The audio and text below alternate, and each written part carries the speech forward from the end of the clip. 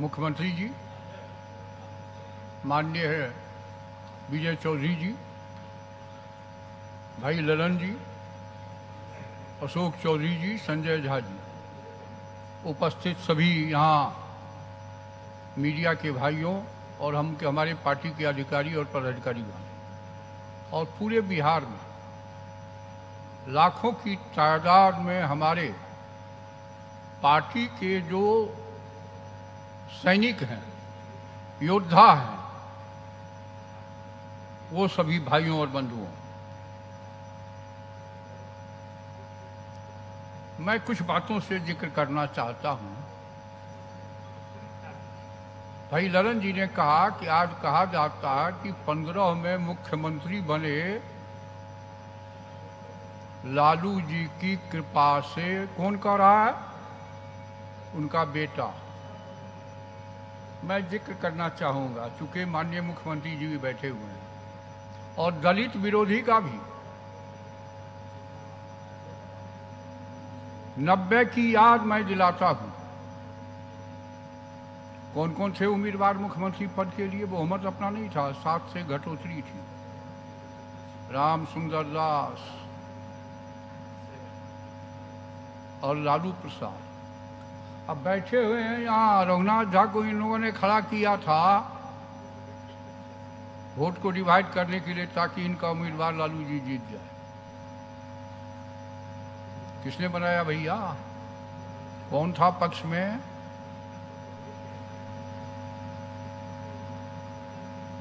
है बैठे हुए यादव में केवल 3 एमएलए हम लोग वोट दिए थे। एक रविंदर चरण था मधेपुरा का, एक हम थे, एक शिवशंकर यादव उनके साथ पहले से था। बाकी जितने सीनियर लोग थे,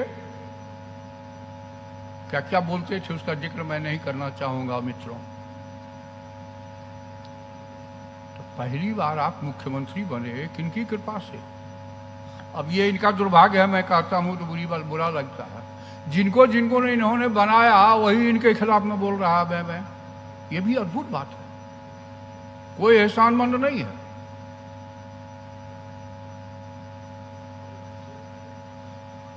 अब बिहार के भार हैं। क्या था बजट मियां बीबी का? मुझे याद है 3 में माननीय मुख्यमंत्री जी रेल मंत्री थे। 34 के भूकंप में जो ध्वस्त हुआ था रेल लाइन, उसके रेस्टोरेशन के लिए कोसी में एक ब्रिज बनाने का काम का शिलान्यास प्रधानमंत्री को ले गए थे। क्या कहा था प्रधानमंत्री जी ने? जो लोग उस इलाके के होंगे उस सभा में, राबड़ी जी भी थी इनकी भौजी, कहा कि पैसा मिलना चाहिए। क्या कहा था वाजपेयी जी ने? मेरे ऊपर तो आरोप लगता है कि मैं विरोधी सरकार को ज्यादा पैसा देता हूं, लेकिन खर्च तो हो, हिसाब तो आए। इनके नेतृत्व में सब विरोधी दल के नेता लोग, हम लोग बिहार बंटवारे के बाद गए थे। मुझे याद है वाजपेयी जी ने कहा था कि पहली दफा बिहारीपन का भाव जगा है, मैं तो स्वयं बिहारी हूं। 3000 करोड़ रुपया उस जमाने में, रिकॉर्ड की बात है, स्पेशल पैकेज की घोषणा हुई। 2005 तक 99 से किसकी सरकार थी? 1 पैसा खर्च नहीं हुआ। जब आए मुख्यमंत्री के रूप में श्री नीतीश कुमार जी, सारे पैसे बिजली के सेक्टर में खर्च हुआ। एक बात और मैं जिक्र करना चाहूंगा, 38 जिले में बिजली का काम,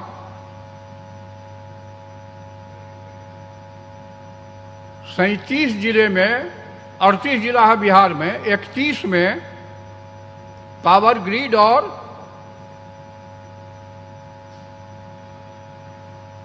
एनएचपीसी को दिया गया। 7 जिले छोड़ लिए गए, जिसमें कोसी का 3, कटिहार 4, समस्तीपुर 5, बेगूसराय 6, और शेखपुरा 7। जब आए इनके नेतृत्व में सरकार बनी तो निर्णय हुआ कि बिजली बोर्ड इस 7 जिले का करेगा। आज तो कुछ और भी लोग कहते हैं कि भारत सरकार के पैसे से बिजली की स्थिति हुई, मुख्यमंत्री जी क्रेडिट ले रहे हैं। अब ऐसे लोगों को अज्ञानता के प्रति क्या है, भारत सरकार का पैसा क्या है, राज्य सरकार का, उसको ठीक से पढ़ना चाहिए। फाइनेंस कमीशन का भी अध्ययन करना चाहिए। क्यों फाइनेंस कमीशन का गठन कॉन्स्टिट्यूशन में हुआ, उसके क्या दायित्व है, क्या कर्तव्य है, वो क्या करता है। अब बिना पढ़े लिखे लोग नेता बन जाते हैं, राष्ट्रीय नेता कहलाने लगते हैं। उसको मुझको कोई कमेंट नहीं करना है। अशोक भाई ने जिक्र किया 22-23 हजार के बजट का। अपनी आमदनी कितनी थी? झारखंड के रहते लगभग 1000 करोड़ रुपया रॉयल्टी के रूप में मिलता था खान वगैरह से। 4000 5000 बजट जरूर बनता था 20-22 हजार का। खर्च कितना होता था इसके भी आंकड़े हैं। बजट को देख लीजिए, 1000-2000 भी होता था और उसमें भी चारा घोटाला हो जाता था, शहर जमीन पर नहीं उतरता था। नीतीश कुमार तो भार है 15 साल पर। आप जो आपके पिताजी और आप जो रांची जेल के भार हैं, इसका क्या होगा भैया? ऐसा कोई मुख्यमंत्री देश में हुआ क्या? मुख्यमंत्री रहते जेल गया और आज भी जेल में है। हाईकोर्ट मॉनिटरिंग कर रहा था केस का सुप्रीम कोर्ट के आदेश से।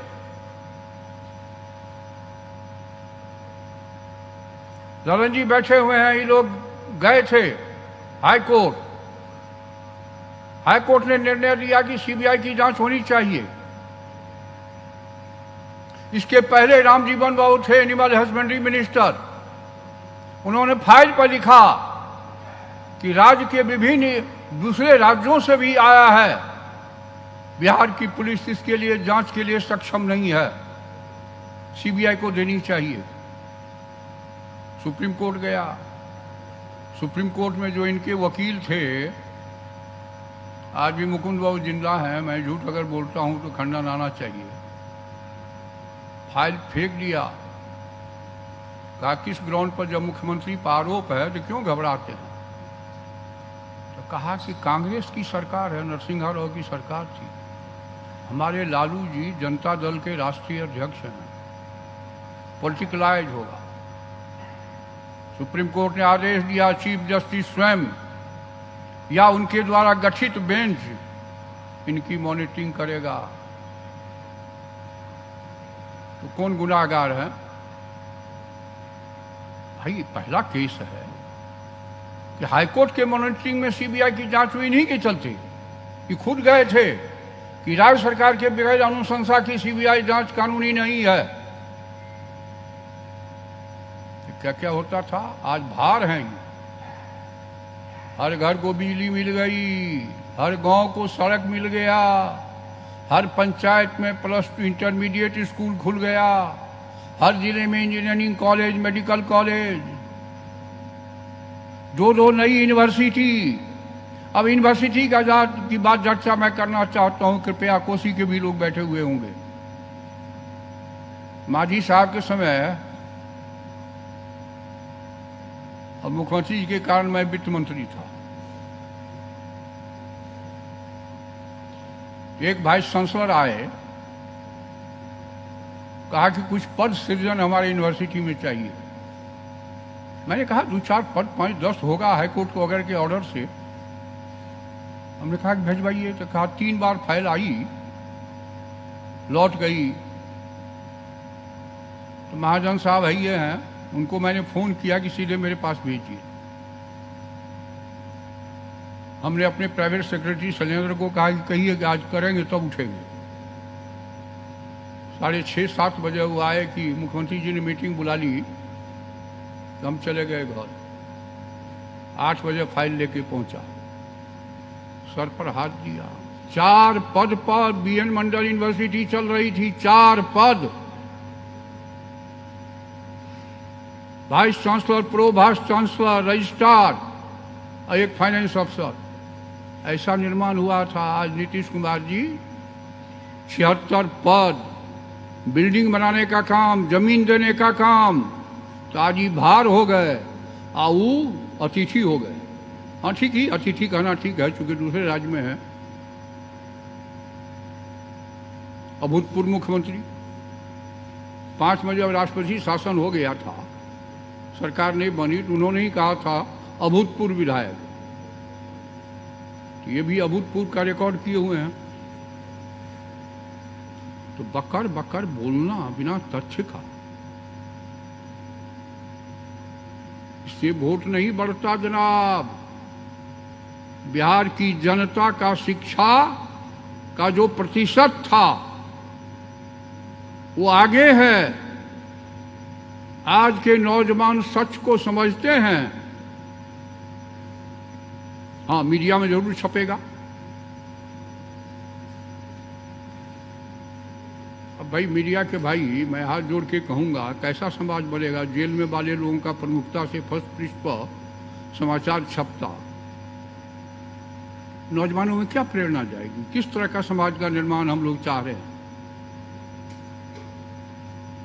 मुझे याद है एक बार पार्लियामेंट में आदरणीय वाजपेयी जी बोल रहे थे, स्वर्गीय, कहा अध्यक्ष महोदय, प्रधानमंत्री ही नहीं, मुख्यमंत्री ही नहीं, राजनीति में जितने लोग हैं, क्या बोलते हैं, कहां जाते हैं, क्या खाते हैं, करोड़ों इस देश का नौजवान, लाखों नौजवान उसको देख रहा है।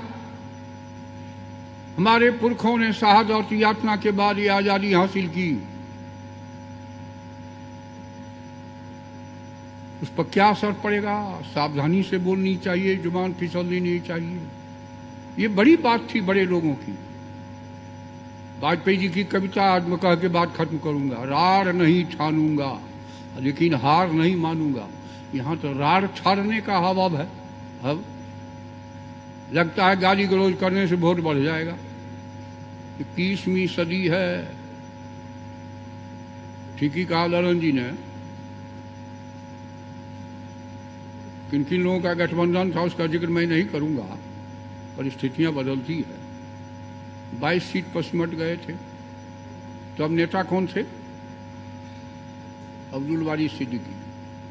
और जब ज्यादा हो गया मुख्यमंत्री जी की कृपा से, एक जगह नेता कौन है? नम्मा फेर। एक जगह नेता कौन है? 21 बड़ी। बाहर 21वीं सदी का बिहार। रोजगार अब उठा रहा है। रोजगार क्या होता है भाई? रोजगार यूनिवर्सिटी को बंद कर देना चाहिए, इंटरमीडिएट स्कूल को मुख्यमंत्री जी बंद कर दें। तो उनका भतीजा पूछ रहा है उनको कौन सा रोजगार है? करोड़ों अरब, ठीक ही कहा, अरबों के मालिक हैं, मॉल खोला हुआ है। रोजगार कहाँ? क्या शिक्षकों की, कितने शिक्षक थे उस समय में? कितने होमगार्ड थे? कितनी महिलाओं को नौकरी मिली थी सिपाही में? आंकड़े के साथ बोलना चाहिए, हवा में बात नहीं करनी चाहिए। अब चूंकि समय ज्यादा हो गया है, मैं ज्यादा समय नहीं लेके मैं अपनी बात खत्म करता हूं। बहुत बहुत धन्यवाद।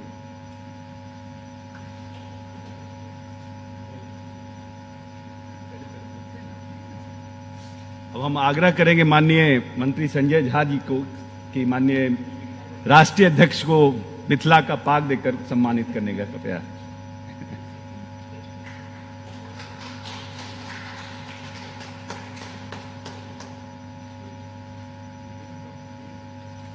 मैं आग्रह करता हूं हम लोगों के नेता, हमारे राष्ट्रीय अध्यक्ष और माननीय मुख्यमंत्री जी से वो आए और अपनी बात आप लोगों के बीच में रखें।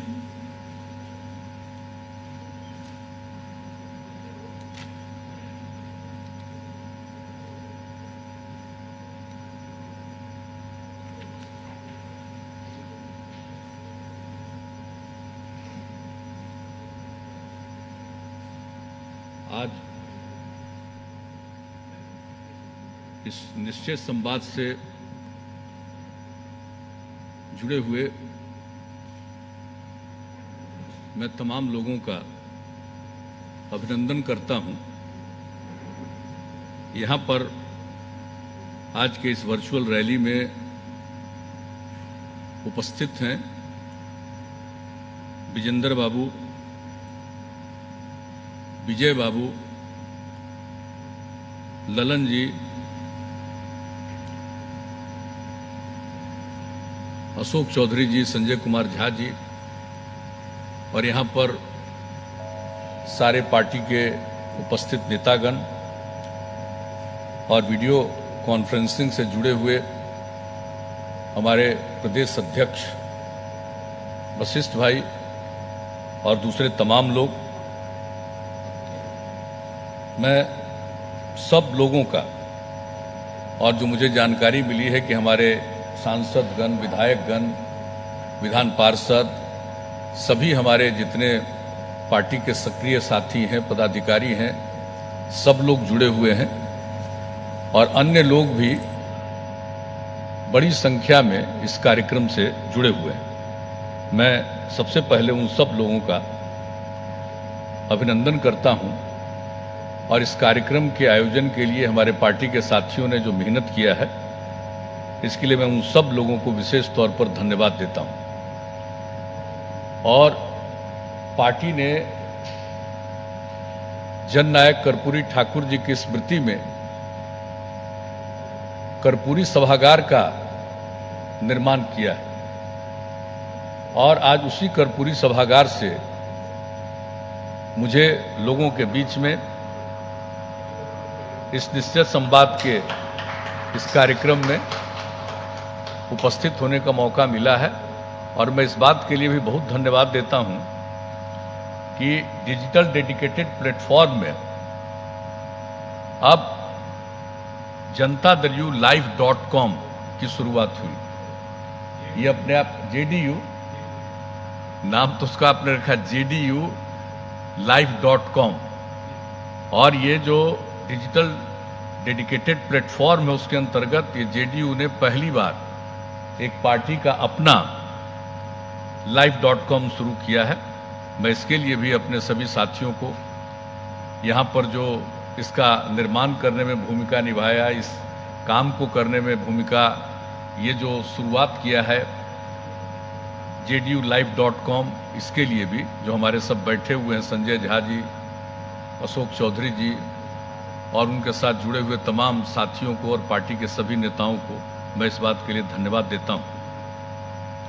और मुझे खुशी है कि जो आज हम लोगों ने पहली बार ये काम यहाँ से शुरू किया है, इसके पहले तो जब आप सबको मालूम है कि लॉकडाउन लागू था कोरोना वायरस के चलते, और उस बीच में भी हम लोगों ने वीडियो कॉन्फ्रेंसिंग के जरिए पार्टी के लोगों के साथ बहुत ही विमर्श किया और हर जगह की स्थिति की भी जानकारी ली और उसके बाद फिर 24 खंड में बांट करके हर एक कंस्टिट्यूएंसी को जोड़ते हुए और वहाँ के जितने भी हमारे साथी हैं, पार्टी के सक्रिय साथी, बूथ स्तर तक का जो काम देख रहे हैं, उन सब लोगों को जोड़ते हुए राज्य से लेकर के बूथ स्तर तक के सभी साथियों के साथ विभिन्न जिलों में कुल 24 कार्यक्रम का भी आयोजन किया गया जून महीने में।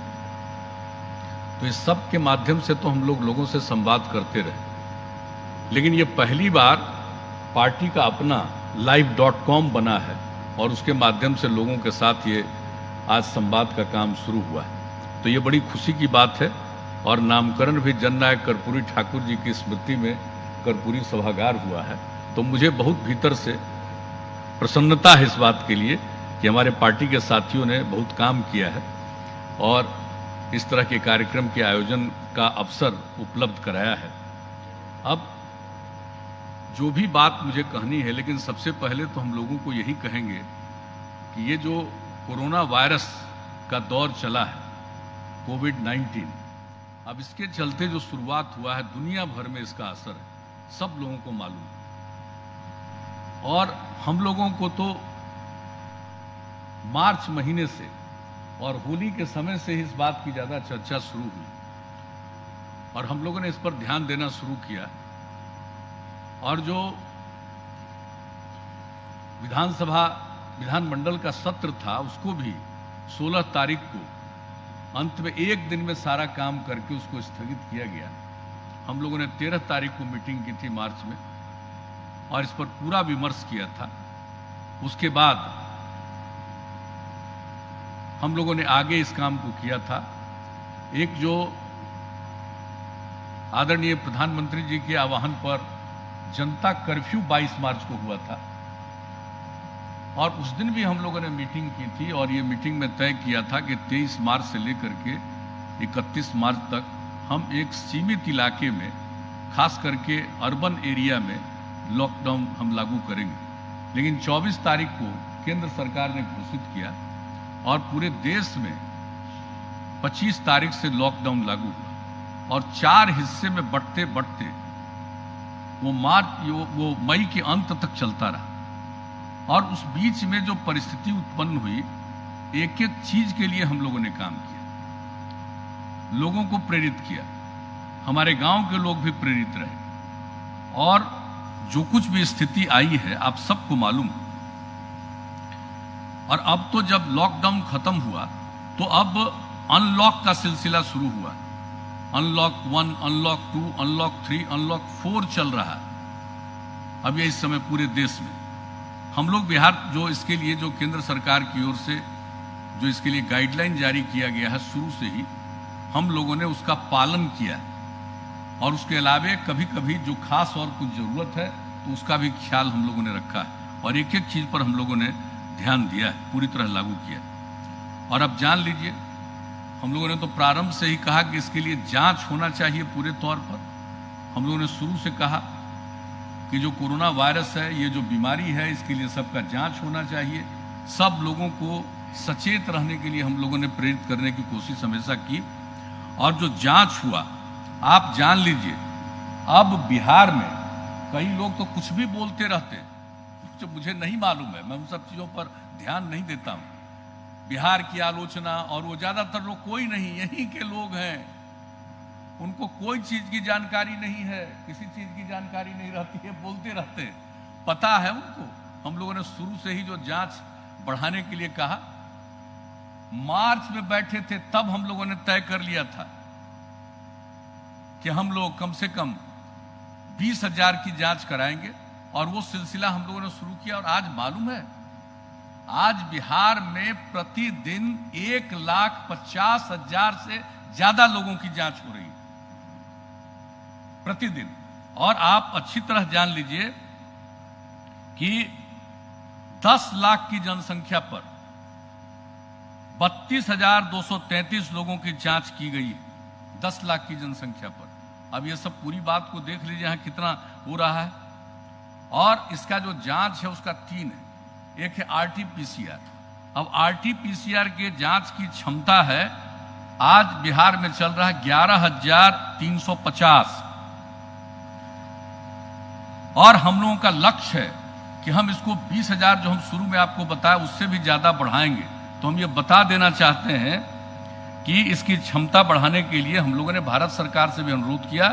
तो भारत सरकार से 10 RT-PCR मशीनें मिलने वाली हैं तथा एक जो और है कोबास 8,800 कोबास 8,800 एक मशीन है, वो अमेरिका का है। और जानते हैं उस एक मशीन से एक दिन में 3600 जांच होती है और वो आ रहा इंडियन। तो हम लोगों ने आग्रह किया, एक दिन माननीय आदरणीय प्रधानमंत्री जी ने बैठक किया था तो उसमें तो हमने कहा था कि हम लोगों को कम से कम 2 दीजिए, लेकिन मुझे खुशी है कि 1 देने का निर्णय हो गया। तो यानी केंद्र सरकार की तरफ से 10 RT-PCR और एक कोबास 8,800 हम लोगों को मिलने वाला है। और राज्य सरकार इसके अलावे, यानी जो हम बता रहे हैं 11,350 जो जांच चल रही है, उसके अलावे की बात हम ये बता रहे हैं।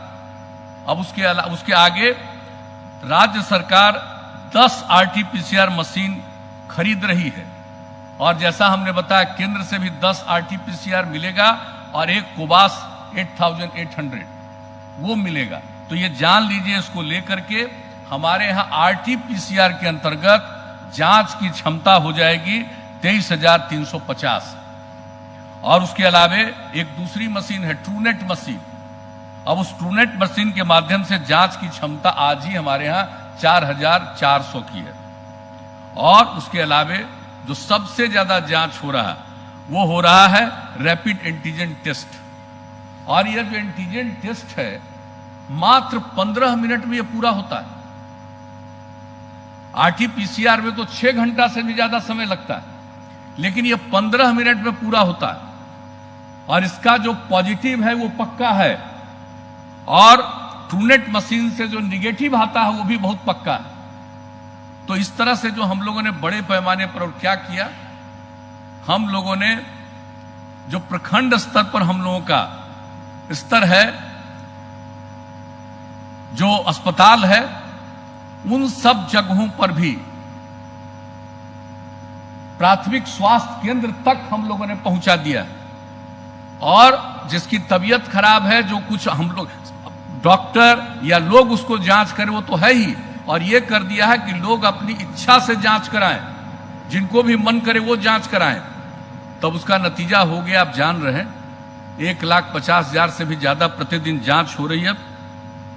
तो ये सब हम लोगों ने काम करना शुरू किया, और निजी चिकित्सा संस्थानों को और प्रयोगशालाओं को भी यह सब सुविधा दी जा रही है। तो अब इसके अलावे और जो इलाज है, इसके लिए 3 त्रिस्तरीय व्यवस्था की गई। एक तो किसी की तबीयत खराब होती है, उनको होम आइसोलेशन में भी कहा जाता है रहिए, वो तो घर में। लेकिन जो होम आइसोलेशन के बाहर रह करके जिनको इलाज के लिए जाना पड़ सकता है, तो 3 तरह की सुविधा है। कोविड केयर सेंटर, दूसरा है Covid health centre. Covid care centre में जो सबसे कम जिसकी तबीयत पर असर रहता है, उसके ऊपर कोविड हेल्थ सेंटर, और उसके ऊपर जो सबसे अधिक खराब स्थिति में होते हैं उसके लिए डेडिकेटेड कोविड अस्पताल, इसका निर्माण करके इसकी व्यवस्था की गई है, ताकि किसी को किसी प्रकार की कठिनाई नहीं हो। और पर्याप्त संख्या में ऑक्सीजन मुक्त बेड है, आईसीयू है, वेंटिलेटर का इंतजाम है। जितना इंतजाम किया है उतना अभी सबके यूज करने की भी जरूरत नहीं पड़ती है। ये स्थिति हम बता देना चाहते हैं। क्या क्या कहां कहां कौन प्रचारित करता है, मैं उन सब लोगों के चक्कर में नहीं, लेकिन आज लोगों के बीच में कहने का मौका मिला। और हम लोग तो नियमित रूप से आज की मीटिंग है, और आज ही हमारा आफ्टरनून में, दोपहर के बाद हमारी जो मीटिंग है, उसमें पूरे के पूरे कोरोना की स्थिति पर क्या अद्यतन स्थिति है, कहां क्या है, और सारे जिलों का अस्पतालों के साथ आज हम बैठ करके कई घंटा उसकी चर्चा और मीटिंग करने वाले। तो एक एक चीज पर काम हो रहा है प्रतिदिन। चीफ सेक्रेटरी के लेवल पर डिपार्टमेंट का काम सब कुछ हो रहा है, इसलिए इसके लिए किसी को चिंता करने की जरूरत नहीं है। और होम आइसोलेशन का जो सलाह दिया जाता है, उसमें भी इंतजाम किया गया। मेडिकल किट, जिसमें दवाएं, मास्क एवं चिकित्सीय सलाह हेतु पैम्पलेट दिए जाते हैं। डॉक्टर से परामर्श लेने हेतु टेली मेडिसिन की सुविधा दी गई है, और कॉल सेंटर के माध्यम से मरीजों के दैनिक स्वास्थ्य की जानकारी ली जाती है, यानी होम आइसोलेशन में भी रहते हैं। और आपको मालूम है कि अब जो समूचे दुनिया में कोरोना का प्रभाव है, फैला है, बढ़ रहा है, कई जगह भी दिल्ली में घटा था फिर बढ़ने लगा है, ये सब सारी स्थिति जो हुई है, आज बिहार की स्थिति हम आपको बता देना चाहते हैं कि जितने लोग कोरोना के शिकार हुए, उसमें फिर ठीक होने वाले की संख्या अब बिहार में सर्वाधिक हो गया है, 88.24%। अब जितने लोग कोरोना से पीड़ित हुए, उसमें ठीक होने वाले का प्रतिशत हो गया 88.24%। और आप सबको मालूम, कोरोना से किसी की मृत्यु होती है, इलाज वगैरह का तो प्रबंध रहता ही है, लेकिन हम लोगों ने अपनी तरफ से रख दिया है, मुख्यमंत्री राहत कोष से उन लोगों को हम लोगों ने मदद देने का भी फैसला किया है, और 4 लाख रुपया उनके परिजनों को हम लोग मदद करते हैं। तो ये सब एक एक चीज कर रहे हैं हम लोग। और स्वास्थ्य कर्मी हमारे हैं, उनका मनोबल बना रहे, इसके लिए उनको अतिरिक्त 1 माह का तनख्वाह वगैरह का पूरा प्रोत्साहन राशि देने का समतुल्य वेतन देने का निर्णय लिया गया। और अगर कर्तव्य के दौरान हमारे कोई स्वास्थ्य, चाहे डॉक्टर हो या स्वास्थ्य कर्मी हो, इनकी अगर मृत्यु हो गई दुर्भाग्य से, तो उनके आश्रित को अनुकंपा के आधार पर नौकरी, अथवा अगर जो नौकरी नहीं चाहेगा तो सभी संबंधित कर्मी को रिटायरमेंट तिथि तक जो इनका पे स्केल था स्वास्थ्य कर्मी का, वो रिटायरमेंट के स्टेज तक जो चलता वही दिया जाएगा। आज का पे वो हर किसी को उसके बराबर पेंशन देने का प्रावधान किया गया। और केंद्र सरकार के द्वारा भी हर स्वास्थ्य कर्मियों के लिए 50 लाख के बीमा की सुविधा दी गई। तो एक एक चीज के लिए काम।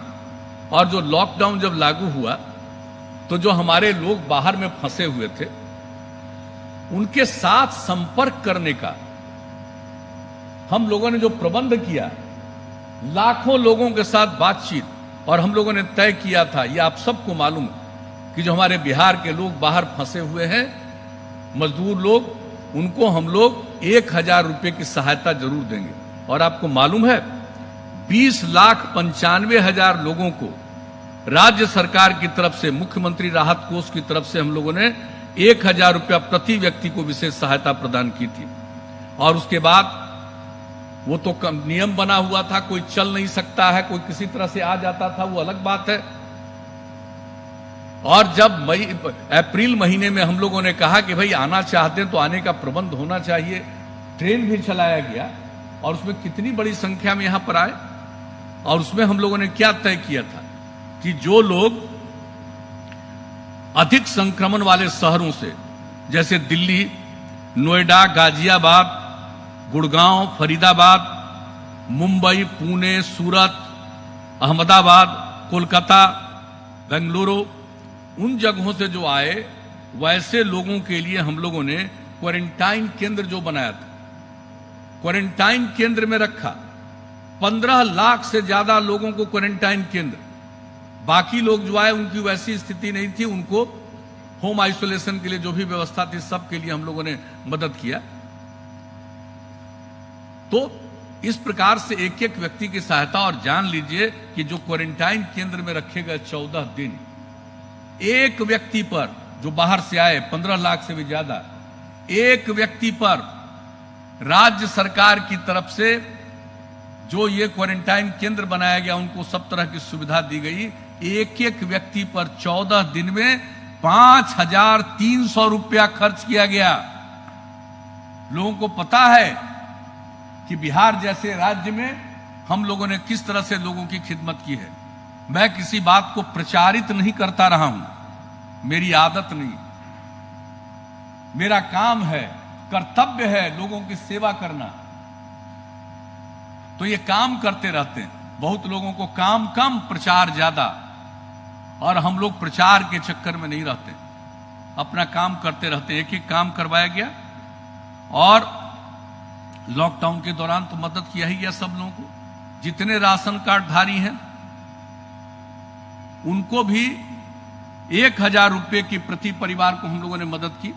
और केंद्र सरकार ने सब लोगों को क्या मदद किया, हर व्यक्ति, हर परिवार में एक एक व्यक्ति को 5 किलो जो मिलता है राशन कार्ड से, उसके अलावे मुफ्त में 5 किलो चावल या गेहूं और 1 किलो दाल या चना, ये उपलब्ध कराया गया सब लोगों को। और मुझे खुशी है केंद्र सरकार ने यह फैसला कर लिया और यह सुविधा नवंबर तक देने का केंद्र सरकार ने फैसला कर लिया। तो एक एक कौन कौन मदद नहीं दी जा रही है, एक एक प्रकार से। और यहां पर जो हम लोगों ने 1,000 रुपए की मदद की राशन कार्ड धारियों को, आप जान लीजिए 1,640 करोड़ रुपया हम लोगों ने वितरित किया बिहार के अंदर। और जिनको राशन कार्ड नहीं था उनके लिए भी, और उनका राशन कार्ड बनवाने के लिए जो काम हम लोगों ने करवाया पूरे तौर पर, उससे वंचित परिवारों के लिए हर प्रकार से, जैसे जीविका की दीदियों के माध्यम से ग्रामीण अंचल में, शहरी क्षेत्र में राष्ट्रीय शहरी आजीविका मिशन के माध्यम से, और उसके अलावे जिनका अगर एप्लीकेशन था रिजेक्ट किया गया, उस पर पुनर्विचार करने के लिए हम लोगों ने निर्देश दिया।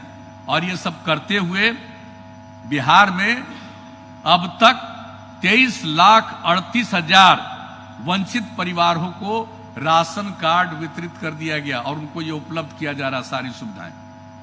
अब आप बताइए, इसके बाद भी जो हमने कह दिया है कि कोई भी वंचित रहेगा उसको एक एक प्रकार से देख करके हर तरह से, और इसमें भी दिया है। अब आप जानते हैं कि अब जो वितरण किया जाता है तो पॉस के माध्यम से, तो पॉस जो है अब उसमें जो कई लोग हैं, गरीब लोग हैं, बुजुर्ग लोग हैं, उनके उंगलियों में निशान नहीं है, इसलिए हम लोगों ने तय कर दिया है कि पॉस से देना तो उपयोगी है, जरूरी है, उससे दुरुपयोग नहीं होगा। जो कोई को भी जिम्मेवारी दी जाती है सही में जब पॉस के माध्यम से होगा तो सही लोगों को मिलेगा, लेकिन जिसके उंगली में निशान नहीं है वो पॉस का लाभ नहीं उठा सकते हैं। उन लोगों के लिए ये हम लोगों ने निर्देश दे दिया है कि वैसे लोगों को सबसे पहले प्रति माह जो राशन वितरित किया जाता है, सबसे पहले उनको पॉस से अलग वितरित करिए, इसके बाद बाकी लोगों को पॉस के उपयोग से इसको वितरित कीजिए। तो एक एक चीज में हर तरह से, और जो विद्यालयों में के बंद होने के कारण मैट्रिक और इंटर को छोड़कर सभी वर्ग के छात्र छात्राओं को बिना वार्षिक परीक्षा की अगली कक्षा में प्रोन्नत करने का निर्णय लिया गया। कौन सी चीज नहीं, जो हम लोग मिड डे मील जो चलाते थे, अब जानते हैं अब स्कूल नहीं चल रहा तो मिड डे मील तो वहां बन नहीं रहा, तो हम लोगों ने क्या तय किया, हर लोगों को राज्य सरकार की तरफ से हम राशि देंगे, और राशि दे रहे हैं, ये राज्य सरकार का खर्च है। केंद्र की योजना तो अलग है मिड डे मील का, लेकिन अब चूंकि मिड डे मील स्कूल बंद है, नहीं हो रहा है, तो हम उसके लिए हर छात्र छात्राओं के लिए हम लोग पैसा दे रहे हैं, और वो राशि राज्य सरकार की तरफ से, राज्य सरकार के खजाने से दिया जा रहा है। जरा इन सब बातों को जानने की कोशिश करनी चाहिए। मैं इतना जरूर कहूंगा, और आप सबको मालूम है कि दूरदर्शन बिहार के माध्यम से कक्षावार ऑनलाइन शिक्षा दी जा रही, ये सब काम किया गया। अब एक हम अपील करेंगे जो हमेशा कहते हैं कि भाई ये सब काम तो किया जा रहा, लेकिन सबसे अपील करेंगे, अब इस वर्ष चुनाव होने वाला, चुनाव आयोग ने कहा है कि हम समय पर चुनाव कराएंगे, अब चुनाव होने वाला है, तो एक एक चीज के लिए और ज्यादा सजग रहने की जरूरत है। हम लोगों ने इस बात को कहा है। अब ये नहीं कि संख्या घट गई तो आप भूल जाइए, ये गलत है। हम भी कई जगहों पर जाते हैं, देखते हैं, बीच में तो हम देख रहे थे कि लोग सब मास्क पहन रहे थे, बीच में हमने देखा कि एक जगह मास्क नहीं पहन रहे, हमने रुक करके लोगों को कहा और कहा हमने डीएम वगैरह को कि मास्क का वितरण तुरंत कराइए। तो ये सब काम तो ठीक है, लेकिन लोगों को तो प्रेरित करना चाहिए। हम सब लोग कहेंगे, मेरी बात सुन रहे हैं तो इतना बात जरूर करिएगा, न सिर्फ खुद ध्यान दीजिए बल्कि लोगों को भी प्रेरित करिए। वो क्या है, घर से निकलते हैं मास्क का प्रयोग करिए, आप मिलते जुलते हैं तो आपस में एक दूरी 2 गज की रखिए, सोशल डिस्टेंसिंग उसका पालन करिए, हाथ को बराबर साफ करते रहिए। ये काम हमेशा आप करते रहिए। और बात एक और है जो हम हमेशा कहते हैं, भाई अगर घर में किन्हीं की उम्र 65 साल से अधिक है, गर्भवती महिलाएं हैं, 10 साल से कम उम्र के बच्चे और बच्चियां, और इसके अलावे कोई अगर गंभीर बीमारी से पीड़ित है, तो ऐसे 4 प्रकार के लोगों को अकारण घर से बाहर नहीं निकलना चाहिए। कोई जरूरी काम है, इलाज के लिए जाना है तो जाइए, वरना कोशिश करिए कि घर में रहने की कोशिश करिए। ये बहुत जरूरी है और ये आवश्यक है। इसलिए हम सब लोगों से कहेंगे कि भाई ये तो अब कोरोना की क्या स्थिति है, दुनिया भर में इस पर अनुसंधान चल रहा है, कैसे क्या किया जाएगा वो तो बात की चीज, और अभी कोई नहीं जानता। हमने अभी बता दिया कि भाई दिल्ली में नीचे जा रहा था, फिर ऊपर जा रहा है। अभी आप समझ लीजिए कि अभी कौन जानता है इसके बारे में भाई। इसलिए वैसी स्थिति में आज यहां कम रहा है, पूरा ध्यान दिया जा रहा है, और उसके बाद भी कभी भी जो इसके लिए भयभीत नहीं रहना है, लेकिन सजग और सचेत रहना है। तो वो काम तो जरूर करिए, ये हम आग्रह करेंगे। और आज जो मेरी बात सुन रहे हैं, मैं हाथ जोड़कर प्रार्थना करूंगा सब लोगों से कि भाई इस बात का पालन करिए, खुद भी पालन करिए और दूसरों को भी प्रेरित करिए इसका पालन करने के लिए। ये हम आग्रह आप सब लोगों से कहेंगे। इसी से सजग और सचेत होने से ही मुक्ति पाई जा सकती है। अब कोरोना वायरस का संक्रमण का जो दौर है, केंद्र सरकार की भी सहायता मिल रही है। राज्य के सभी, जिसका हमने जिक्र कर दिया, राशन कार्डियों को पीडीएस की अतिरिक्त सहायता दी जा रही है, जो हमने कहा 5 किलो प्रति व्यक्ति को, और परिवार में 1 किलो दाल या चना। और अन्य राज्यों से लौटे मजदूरों को जिनके पास राशन कार्ड नहीं है, उन्हें भी 5 किलो प्रति सदस्य के दर से चावल और 1 किलो प्रति परिवार के दर से चना का मई और जून में मुफ्त में वितरण किया गया। ये हम आप लोगों को बता चुके हैं। अब जो दूसरा चीज जो शुरू किया है, गैस सिलेंडर, जो केंद्र सरकार ने योजना बनाई गांव में गरीबों को गैस सिलेंडर देने की। अब ये जो गैस सिलेंडर लोगों के पास है, तो केंद्र सरकार ने फैसला कर लिया कि 3 महीने तक ये प्रति महीने 1 गैस सिलेंडर मुफ्त में दिया जाएगा। अब वह भी दिया जा रहा, और 80 लाख परिवारों को बिहार में इसका लाभ मिला। तो ये सब काम चल रहा। और फिर गरीब कल्याण रोजगार अभियान चलाया। माननीय प्रधानमंत्री जी ने इसकी शुरुआत की। उन्होंने जो भी बाहर जिनके लोग काम करते थे और जो वापस आए हैं, उनको ऐसे 6 राज्यों के 116 जिलों में, जिन जिलों में 25,000 से ज्यादा लोग बाहर से लौट करके आए हैं, वैसे जिलों का चयन करके केंद्र सरकार ने इसके बारे में निर्णय लिया कि रोजगार के अवसर उपलब्ध कराने के लिए ये गरीब कल्याण रोजगार अभियान की शुरुआत की। और आपको मालूम है, आदरणीय प्रधानमंत्री द्वारा इस अभियान का शुभारंभ 20 जून 2020 को बिहार के खगड़िया जिले के बेलदौर प्रखंड के तेलिहार पंचायत में इसकी शुरुआत की गई। और आप जानते हैं, इस पंचायत में केंद्र प्रायोजित योजनाओं का शुभारंभ किया गया, जिसमें 5 करोड़ 63 लाख रुपया एक पंचायत में, उस 5 करोड़ 63 लाख रुपए में 2 करोड़ 65 लाख रुपया राज्य सरकार का अंशदान है और बाकी केंद्र का। ये काम की शुरुआत कराई गई। और जो कि माननीय प्रधानमंत्री जी से इसकी शुरुआत हो रही थी, इसलिए हमने राज्य सरकार की तरफ से भी, अपनी तरफ से भी उस पंचायत में हम लोगों ने 1 करोड़ 91 लाख रुपए की राज्य योजना, पंचायत सरकार भवन बनाना और ग्रामीण पथ स्कीम, यानी पंचायत सरकार भवन के लिए 1 करोड़ 25 लाख, ग्रामीण पथ स्कीम के लिए 66 लाख रुपए का उन्हीं से उसी अवसर पर शुभारंभ भी करवा दिया गया था। और बिहार के, ये देश भर के 6 राज्यों में 116 जिले, लेकिन ये केंद्र की जो योजना है, इसका लाभ बिहार के 32 जिले में इस अभियान से लोगों को लाभ इसका मिलना। तो इसके लिए बाहर से आए श्रमिकों को रोजगार के अवसर उपलब्ध कराने की दिशा में यह एक महत्वपूर्ण कदम। और आपको मैं बता देता हूं कि केंद्र सरकार द्वारा कोरोना के जांच के बारे में तो हम बता दिए कि आएगा, इलाज के बारे में भी सहायता दी है, अनेक प्रकार की सहायता दी गई है। इसलिए इन सब चीजों के अलावे और एक चीज और है, ये कोई नहीं जानता है कि कल क्या होगा। तो जांच के बारे में तो हम बता दिए। अब केंद्र सरकार 2 इसके लिए employees state insurance corporation hospital, इसके कोरोना के इलाज के लिए 2 हॉस्पिटल की सुविधा केंद्र सरकार करने जा रही है। एक तो बिहटा में, पटना में, और दूसरा मुजफ्फरपुर हवाई अड्डे के निकट पताही में। ये दोनों जगह 500 बेड का हॉस्पिटल केंद्र सरकार बना रही। कल के समय अगर ये बढ़ेगा तो और जो राज्य में पहले से है और हम लोग कर रहे हैं, उसके अलावा केंद्र की तरफ से भी यह सहयोग मिलेगा। इसलिए ये सब काम हो रहा है, काफी उपयोगी हो जाएगा।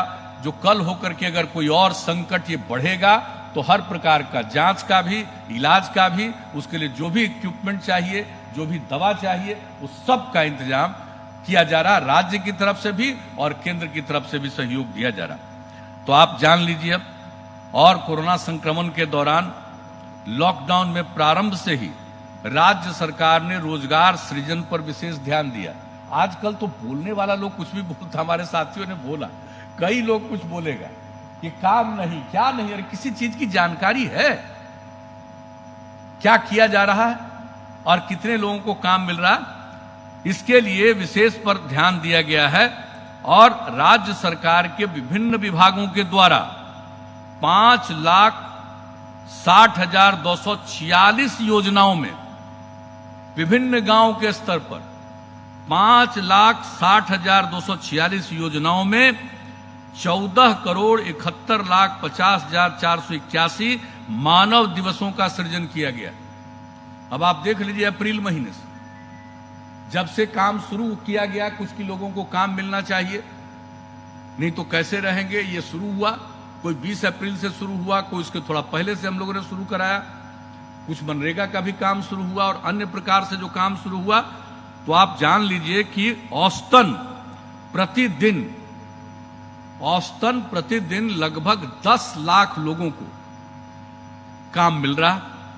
तो अपनी तरफ से तो जो भी संभव है और उन सब चीजों के लिए, और जो बाहर से लौटे हैं रोजगार सृजन के लिए भी हम लोग बहुत काम कर रहे हैं।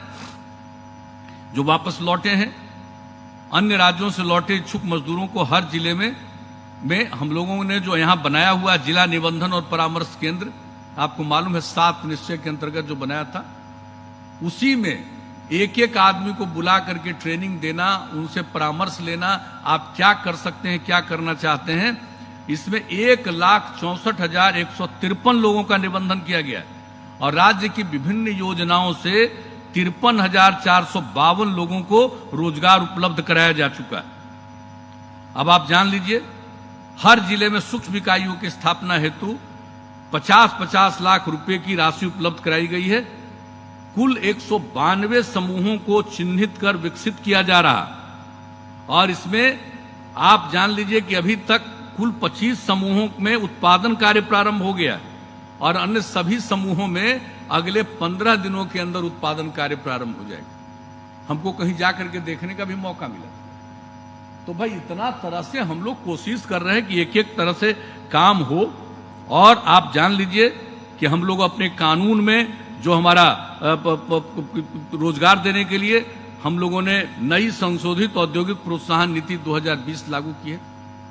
लोगों को सुविधा देने के लिए कई प्रकार से इसमें और अधिक किया जा रहा है। राज्य के लोक उपक्रम जो PSU है उसके द्वारा औद्योगिक क्लस्टर विकास किया जा रहा है। इसमें कुल 77 क्लस्टर समूह को चिन्हित किया गया है। कृषि आधारित उद्योगों, कास्ट आधारित उद्योगों के प्रोत्साहन हेतु नई नीति बनाई गई है। औद्योगिक प्रोत्साहन के अतिरिक्त कैपिटल सब्सिडी भी इसमें दिया जाएगा। जो हम लोगों को औद्योगिक प्रोत्साहन नीति के अंतर्गत लाभ देने का प्रावधान है, कैपिटल सब्सिडी भी इन लोगों को देने का प्रावधान किया है। इससे बहुत लोगों को रोजगार के अवसर मिलना प्रारंभ हुए हैं और लोगों को मिलने लगेंगे। और जो बाहर से लौटे थे मजदूर लोग, उसमें से जान लीजिए 2,30,908 परिवारों को जीविका समूहों से भी जोड़ा गया। अब जीविका समूहों के माध्यम से भी काम करें। तो किस तरह से हम बता रहे हैं आपको उसका एक हिस्सा कि किस तरह से लोगों के लिए यहां पर काम किया जा रहा। तो हर तरह से, इसलिए हम एक ही बात कहेंगे, ये जो संकट है ये दुनिया भर का संकट है। हम लोगों को अपने राज्य में भी सजग रहना है। नीचे जा रहा है, कोई नहीं जानता कल क्या होगा, उसके लिए पूरी तैयारी है।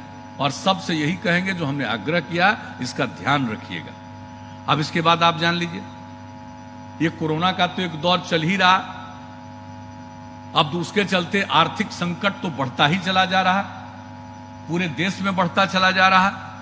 अब जो बाढ़ वगैरह की क्या स्थिति, और पिछले साल तो देख रहे थे ना, हम तो 19 से ही शुरू कराए जल जीवन हरियाली अभियान, उस पर हम चर्चा बाद में आएंगे, करेंगे।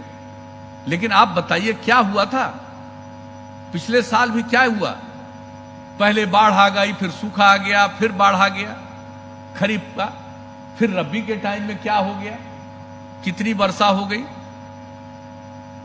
कितने तरह का नुकसान हो गया फरवरी में, मार्च में, अप्रैल में, आप सब जानते हैं। और सब के लिए हम लोगों ने पूरे तौर पर इंतजाम किया। और इस बार आप देख लीजिए, जून के बाद से ही मार्च में काफी जिलों में 16 जिले हमारे प्रभावित हुए, 83 लाख से ज्यादा जनसंख्या प्रभावित है।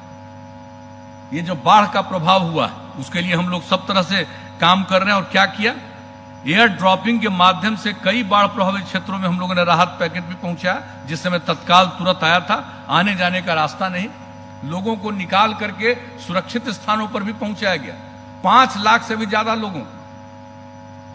और उसके लिए राहत केंद्र हम लोगों ने चलाया, सामुदायिक रसोई केंद्र चलाया। और आपको मालूम है, सामुदायिक रसोई केंद्र में इन प्रभावित इलाकों में एक दिन में पूरे बिहार में 10 लाख से भी ज्यादा लोग भोजन कर रहे थे। और हमने क्या तय किया था, जो हमारा राहत केंद्र है और यह सामुदायिक रसोई केंद्र है, इसमें जो लोग भी आएंगे सबका कोरोना का जांच कराया जाए। क्योंकि अगर कोरोना का जांच नहीं कराएंगे तो अगर एक आदमी कोरोना से पीड़ित रहेगा, बाकी लोगों पर असर पड़ जाएगा। चाहे साथ रहने का सवाल हो या साथ में भोजन करने का सवाल, एक दूरी बना करके सब कुछ किया गया और सबका जांच कराया गया। कई लोग उसमें से निकले, उनको इलाज के लिए अन्य जगह पर भेजा गया, लेकिन लोगों को बचाया गया, वरना बाढ़ से भी प्रभावित थे और फिर बड़ी संख्या में लोग कोरोना की बीमारी से प्रभावित हो जाते। तो लोगों को तो कुछ पता रहता नहीं है कि एक एक चीज पर कैसे हम लोग काम करते हैं, किस तरह से लोगों की रक्षा करते हैं और कितने लोगों को। और अभी तो खैर अब बहुत कम गया, अब तो रसोई केंद्र भी बहुत कम हो गया है। अब तो 22,000 लोग भोजन कर रहे हैं, जो पहले था। अब धीरे धीरे स्थिति सुधरती जा रही। और हम लोगों का क्या है भाई, आप जरा बता दीजिए, आपदा राहत में पहले क्या करते थे? पहले कुछ होता था क्या? किसी को मिलता था कुछ? और आज आप बताइए, हम लोगों को जब काम करने का मौका मिला 2006 से हमने इस पर काम किया, एक एक चीज के लिए एसओपी बनाया, स्टैंडर्ड ऑपरेटिंग प्रोसीजर, कब किस परिस्थिति में क्या काम करना।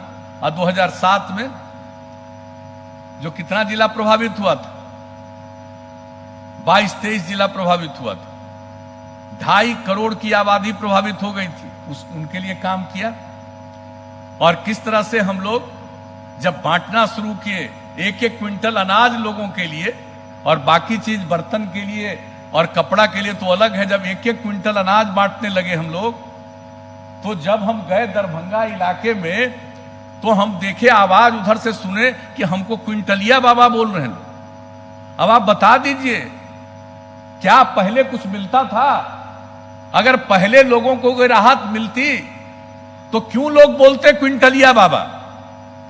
ये पहली बार शुरुआत कराई गई। नई पीढ़ी के लोगों को एक एक बात याद रखना चाहिए, समय तो बीतते जाता है, हर पल हर क्षण ये बीत रहा है, लेकिन जो काम पहले नहीं होता था, हम लोगों ने आपदा राहत के लिए जो काम शुरू किया, और मालूम है उसके बाद हमने कर दिया अनाज के लिए और उसके अलावे कपड़ा के लिए और बर्तन के लिए, यानी 3,000 रुपया अनाज के लिए और 3,000 रुपया कपड़ा और बर्तन के लिए, यानी 6,000 रुपया प्रति परिवार, पीड़ित परिवार को ग्रेचुटस रिलीफ देना शुरू किए।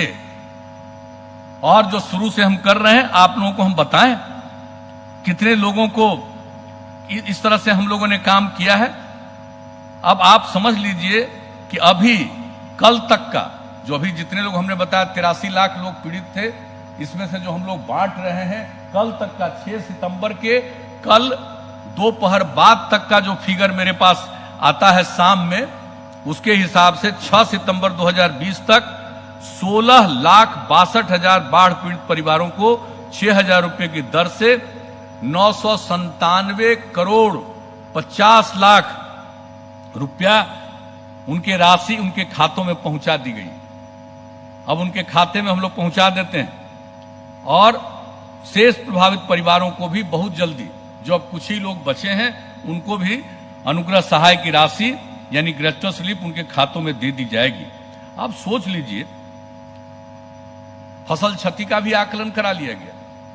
हम लोग सिर्फ ग्रेचुटस रिलीफ नहीं देते, बल्कि फसल क्षति के लिए जो हम सहायता देते हैं, आकलन करा करके कृषि इनपुट अनुदान देते हैं, और जो फसल का नुकसान हो जाता है तो फसल बीमा योजना की जगह पर बिहार में हम लोगों ने शुरू कर दिया फसल सहायता योजना, उसके अंतर्गत लाभ देते हैं। कितना लाभ देते हैं? पिछले साल का लाभ दिया इस साल भी पूरा आकलन हो रहा है, रबी वाला उसका लाभ पहुंचा देंगे। और अभी जो बाढ़ से इधर जो प्रभावित हुए हैं लोग, इसमें सबको लाभ पहुंचाया जाएगा। एक एक चीज की बात आप समझ लीजिए। और इस वर्ष हम आप लोगों को बता देते हैं कि फरवरी, मार्च और अप्रैल में जो ओलावृष्टि और वर्षापात के कारण जो नुकसान हुआ, इसमें कुल 18,39,666 किसानों को 568 करोड़ रुपए का भुगतान किया जा सकता। अब उसके बाद किसी में शेष नहीं। हमने पैसा का तो आवंटन ज्यादा कर दिया था, एक बार में कर दिया था हमने करीब करीब, पहले 60 करोड़ किया, दूसरी बार 518 करोड़ किया, तीसरी बार 152 करोड़ किया, यानी 730 करोड़ रुपए का हम लोगों ने आवंटन कर दिया था। लेकिन जो पूरे लोग प्रभावित थे उनको जो वितरित किया गया, तो उसमें कुल संख्या जो हमने बता दी उसको उतनी जरूरत थी। अब कोई भी आवेदन शेष नहीं है। फसल सहायता योजना के अंतर्गत भी आप जानते हैं कि हम लोग जो मदद करते हैं, 20% से अगर नीचे आ जाता है कम तक की कमी होगा तो 75,000 रुपया, और 20% से अधिक की कमी होगी तो 10,000 रुपया प्रति हेक्टेयर हम लोग फसल सहायता योजना देते हैं। तो ये काम के लिए भी हर समय हम लोग तैयार रहते हैं, हर बार देते रहते हैं। इस बार भी एक एक चीज का आकलन किया जाता है और किया जा रहा है। तो हम ये बताना चाहते हैं कि बाढ़ से जो पीड़ित लोग हैं, और आप अच्छी तरह जान लीजिए, आपदा प्रबंधन का जो काम हम लोगों ने शुरू किया है, जिसका जिक्र हमने किया, कहां पहले करते थे, और हमने तो शुरू से ही कह दिया लोगों को, जो अधिकारी लोग थे सब लोगों को होता था कि इतना पैसा कहां से आएगा। तो हमने कह दिया था कि सरकार के खजाने पर पहला अधिकार आपदा पीड़ितों का है। तो सरकार के खजाने में जितना पैसा है, अगर कहीं से आपदा आती है तो जो आपदा से पीड़ित लोग हैं उन्हीं को सबसे पहले हम मदद करेंगे, सबसे पहला अधिकार है। ये तब से चल रहा, 2007 से चल रहा। कितना मदद किया है हम लोगों ने, कितना मदद किया है, सुनना चाहते हैं? हम जरा बता दें क्या क्या नहीं हुआ था। कोसी आपदा आई तो कितना हम लोगों ने किया, जो मदद किया। आज तक इस देश में कहीं किया है जो कोसी आपदा में हम लोगों ने किया? एक एक राहत केंद्र में 10-10 हजार लोगों तक को भी रख करके हम लोगों ने सब काम किया। 5,000 सबको देखने जाते थे और सारा काम जो शुरू कराया। और उसके बाद जितना नुकसान हुआ, उस नुकसान के समाधान के लिए हमने कह दिया था कि कोसी का उत्थान जरूरी है उस पूरे इलाके में जो कमिश्नरी है, और उसके लिए हम लोगों ने वर्ल्ड बैंक से कर्ज लेकर के विश्व बैंक से सारा काम किया। बहुत सारे काम हुए हैं और काम उसके आगे भी कुछ चल रहा है, लेकिन एक एक चीज किया गया। अगर आप देख लीजिए, सिर्फ यही जो हमने 6,000 किया 16-17 में, और बात का छोड़ दीजिए, अभी इधर का सुन लीजिए। 16-17 में, 16 में क्या हुआ था? गंगा नदी में बहुत पानी आया, तो गंगा नदी के किनारे वाले सारे जिले प्रभावित हो गए, 12 जिले। अब आप समझ लीजिए कि इनके निकटवर्ती जिलों में बाढ़ राहत में, यानी ये ग्रेचुटस रिलीफ में हम लोगों ने वितरित किया था 908 करोड़ 59 लाख रुपया। 17-18 में पूरे उत्तर बिहार में जो भीषण बाढ़ आई, उसमें हम लोगों ने ग्रेचुटस रिलीफ में वितरित किया परिवारों को 2,285 करोड़ 88 लाख रुपया। 19-20 में जुलाई में बाढ़, फिर सूखा, अंत में सितंबर में आई भीषण बाढ़ पर प्रभावित परिवारों को 1,980 करोड़ 77 लाख रुपया। और तत्काल सहायता के रूप में जो सूखा पीड़ित इलाका था, उसमें जीआर तो नहीं कहा जाता, लेकिन हम लोगों ने तत्काल सहायता में प्रति परिवार 3,000 रुपया भी दिया। उसमें 332 करोड़ 81 लाख रुपए का वो हम लोगों ने वितरण किया। तो अब आप समझ लीजिए। और इस साल तो 997 करोड़ 50 लाख 52 लाख रुपया के बारे में हमने बता दिया, उसका वितरण किया जा चुका है। तो एक एक काम हम लोग कर रहे हैं। तो इतना हम जरूर कहना चाहते हैं, जो हमने कहा है, सरकार के खजाने पर पहला अधिकार आपदा पीड़ितों का है। हम पूरी मदद करते हैं, और उसके लिए जो काम नुकसान होता है, अब बिहार में तो हर बार होना है, हर साल होना है। नेपाल से आता है, बिहार में कुछ है, नेपाल से पानी आता है, कुछ पानी यूपी से आएगा, कई चीजें, तो मध्य प्रदेश से भी पानी आकर के और उत्तर प्रदेश का भी पानी आकर के जो सोन नदी पर असर होता है, तो कई प्रकार का जो हिसाब है असर होता है, बाहर से कितना बुरी तरह असर होता है। और हर प्रकार से लोगों के लिए हम लोग काम करते हैं, लेकिन साथ साथ जो सिंचाई से संबंधित जो काम जो प्रभावित होता है उसको भी दुरुस्त करते हैं, ठीक करते हैं और उसको बेहतर। हमारे अभी संजय झा जी बोल रहे थे, उसके लिए भी काम करते हैं। अगर सड़कें टूटती हैं उसको भी बनाते हैं, लेकिन कितना रुपया लगता है, और हर बार हम लोग ये काम करते रहते हैं। इसलिए इन दोनों चीजों के बारे में, जो कोरोना की एक स्थिति है और दूसरा जो आपदा की स्थिति है, इसके चलते, बाढ़ के चलते, इस सब के लिए हम लोग निरंतर तैयार हैं। हम लोगों को इतना ही आश्वस्त करना चाहते हैं कि जो भी जरूरी काम है लोगों की रक्षा के लिए, लोगों की सहायता के लिए, वो हम लोग करते रहे हैं। और जब तक आपने काम करने का मौका दिया तब तक करते रहेंगे, इसमें कोई शक नहीं होना चाहिए। और आज हम लोगों का दायित्व है, अभी कुछ महीने और हम लोगों का इसी कार्यकाल में दायित्व है, इसलिए हम इस दायित्व को निभाते हैं पूरे तौर पर। और अब इसके बाद आइए, अब जो लोग बहुत तरह की बात करते रहते हैं, अब क्या हुआ है, जब से काम करने का मौका मिला है, अब आते हैं हम अब अन्य बातों पर। ये दो जो अभी के लिए है, एक विशेष आपदा की स्थिति, उस पर हमने चर्चा कर दी। अब इसके बाद क्या है भाई, क्या स्थिति थी? पति पत्नी राज 15 साल, और उसके बाद मौका हम लोगों को मिला, तो क्या था पहले और क्या है आज?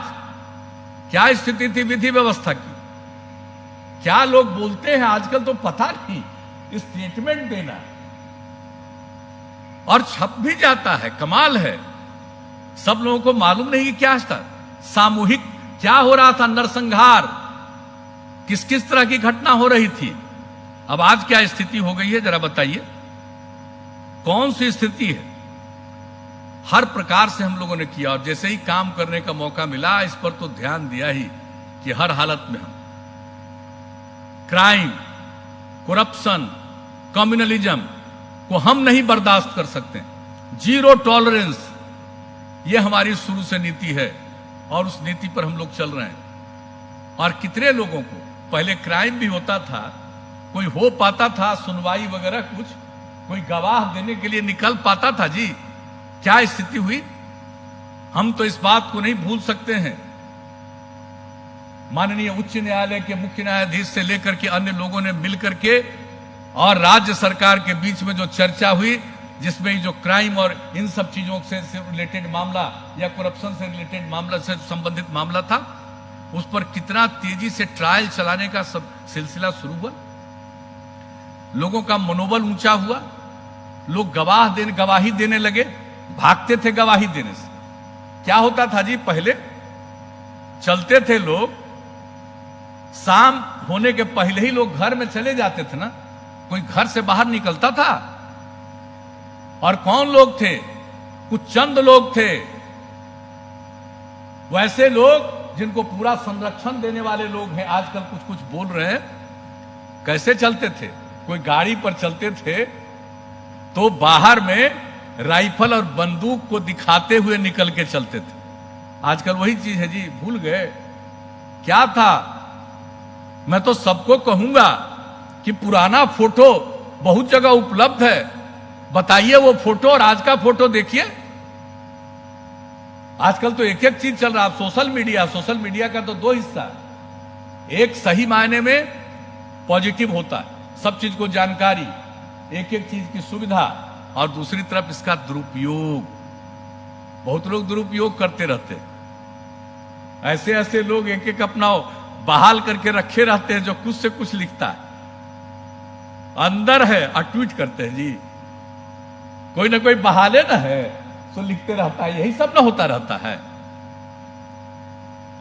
याद करिए, एक बार हम राजगीर में थे, हमारे साथ संजय थे, हमने इनको कहा कि लिखिए, हम लिखाने लगे, 10 लिखाए, और उसके बाद आ करके हम रोज एक एक ट्वीट करने लगे। एकदम इतना चर्चा देख लिया हमने। उसके बाद 5 के बाद हमने कहा छोड़िए, हम सब नहीं करेंगे।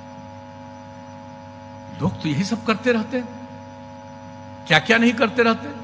लेकिन क्या स्थिति है क्राइम की? जो स्थिति पहले थी आज वो है क्या? आप जरा सा बता दीजिए।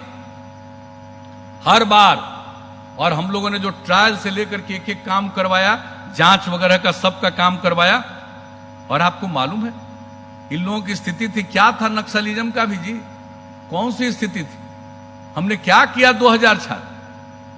हम लोगों ने 65 पंचायतों का चयन करवाया, आपकी सरकार आपके द्वार, और जो सबसे प्रभावित उस तरह का इलाका था, पंचायत था, उन सभी पंचायतों में जाकर के एक एक ट्रेनिंग से लेकर के उस गांव के विकास का एक एक काम करवाया। और जब उसके लिए और सब काम किया गया, जो गरीब गुरबा तबके के लोग थे जिनको अधिकार दिया गया, तब जाकर के क्या स्थिति हो गई है, कितनी स्थिति बेहतर हुई। और जो क्राइम करते थे उनकी गिरफ्तारी और फिर ट्रायल, उसके चलते ये सब चीज घटा। इसलिए अब पहले कैसी स्थिति है, हम लोगों ने सांप्रदायिक सद्भाव और सामाजिक सौहार्द का उदाहरण बनाया हर तरह से। कहां करते थे जी? अरे वोट जिसका चाहे मिल जाए, हमको उसकी कोई चिंता नहीं है, लेकिन जरा बता दीजिए कि पहले क्या हुआ था, क्या स्थिति रहती थी लोगों की। और हम लोगों ने जितना लोगों की सेवा की है, खिदमत की है, तो कानून और व्यवस्था की स्थिति इंप्रूव की। अगर आप बताइए, आप जरा एक बात देख लीजिए, हर साल केंद्र सरकार के द्वारा प्रकाशित होता है पूरे देश का, हर एक राज्य का, कि कहां कितना कौन सा क्राइम हुआ है, उसके बारे में फिगर निकलता है। अभी 2018 का निकला है, तक उसका निकला है। 2018 में क्या है जी अपराध का आंकड़ा? अब ये समझ लीजिए, राष्ट्रीय औसत दर देश भर का, नेशनल एवरेज राष्ट्रीय औसत दर है प्रति लाख की जनसंख्या पर जो अपराध की संख्या है 383.5 है देश में औसत 1 लाख की आबादी पर, और बिहार का 1 लाख की आबादी पर औसत अपराध है 222.1। यानी बिहार का स्थान देश में आपराधिक मामले में 23वां नंबर पर है। जरा ठीक से कोई बात करिए। इंसिडेंट्स होता है, कुछ आदमी तो गड़बड़ मिजाज का रहता है, आप कितना भी इंतजाम कर दीजिए, कुछ न कुछ बाएं दाएं करता ही है। और सबसे ज्यादा हम लोगों ने तो प्रारंभ से ही किया है, जनता के दरबार में मुख्यमंत्री, जब उसमें लोग अपराध से लेकर के राजस्व के मामले को लेकर एक सोमवार को मिलते थे, सबसे बड़ी संख्या में लोग आते थे। हम 10 साल ही काम करते रहे और देख लिया और आकलन करवाया कि जो मर्डर का है और इस तरह का अपराध है, उसका सबसे बड़ा कारण है या तो भूमि का विवाद, संपत्ति का विवाद। 60% के करीब ये घटनाएं उसके चलते घटती, और उसके लिए हम लोगों ने जो उसके सुधार के लिए काम किया, नया सर्वे कराने का, सर्वे सेटलमेंट के लिए, और अभी की जो जितनी स्थिति हुई है उन सब चीजों के लिए हम लोगों ने काम करना शुरू किया है। अब आप समझ लीजिए, ये जो हमने अपराध के बारे में आपको बता दिया 23वां स्थान, अभी जान लीजिए कि महिला अपराध में लोग इधर उधर प्रकाशित करते हैं, देश में बिहार का स्थान है 29वां महिलाओं के अपराध में। बलात्कार में देश का जो एवरेज है उस हिसाब से जो होता है, बिहार का स्थान है 33वां, और सामान्य अपहरण में तो 23वां। मैंने हम बता दिया आपको। तो एक एक चीज, गृह भेदन, घर के दीवार दरवाजा तोड़कर घर में घुस जाना 19वां, लूट में 29वां, लूट में 19वां, डकैती में 16वां, तो इस प्रकार से, और हत्या में 11वां। तो ये स्थिति है बिहार की। और हम आपने बताया कि हर तरह से हम लोग जो काम करते हैं और समाज में सद्भावना के लिए हम लोगों ने जो पूरी की पूरी बात कही है, और जो हम आपको बार बार बता रहे हैं कि 60% भूमि विवाद के चलते ये सब होता है, बहुत सारे खास करके मर्डर से संबंधित मामले आपस में, तो उसके लिए जो हमने आपको बता दिया, सर्वे सेटलमेंट का काम तो कर ही रहे हैं, और हाल ही में एरियल सर्वे हो चुका है, ग्राउंड ट्रूथिंग का काम हो रहा, और इसके लिए 6,308 अमीनों एवं अन्य पदाधिकारियों की नियुक्ति की गई। ये भी काम हम करेंगे। जब नया सर्वे सेटलमेंट हो जाएगा तो डिस्प्यूट कम से कम हो जाएगा। और दूसरी बात है, इसके अलावा हम लोगों ने क्या किया है, ये जो आपस में परिवार का जो बंटवारा लोग नहीं करते थे, क्योंकि जो जमीन का दाम है उसका 8% रजिस्ट्रेशन में लगता था, और हम लोगों ने क्या नियम बना दिया कि घर का जो बंटवारा करिएगा आपस में तो उसमें मात्र 100 रुपया लगेगा। सांकेतिक रूप से कुछ लगना चाहिए, तो उस रूप में 100 रुपया लगने का कर दिया गया है। मात्र निबंधन शुल्क और स्टाम्प ड्यूटी, यानी दोनों में 500 रुपया। अब उसके बाद अब लोग कर रहे हैं। इसके अलावे दाखिल खारिज को अद्यतन करने का अभियान चलाया गया है। हर तरह से जो आपका जो है लैंड पोजीशन सर्टिफिकेट, भूमि दखल कब्जा प्रमाण पत्र निर्गत करने की कार्रवाई शुरू की गई। हर तरह से भूमि विवाद का जितना भी समस्या का समाधान हो हमने तय कर दिया। हर सप्ताह जो आपके हर सप्ताह में अंचलाधिकारी और थाना प्रभारी, हर 2 सप्ताह पर 15 दिन में जो एसडीओ हैं और डीएसपी हैं, और 1 महीने में एक बार डीएम और एसपी या एसएसपी, ये बैठ करके एक एक काम की समीक्षा करेंगे। ये सब काम हम लोग करवा रहे हैं। तो इसलिए कोई ऐसी चीज नहीं है।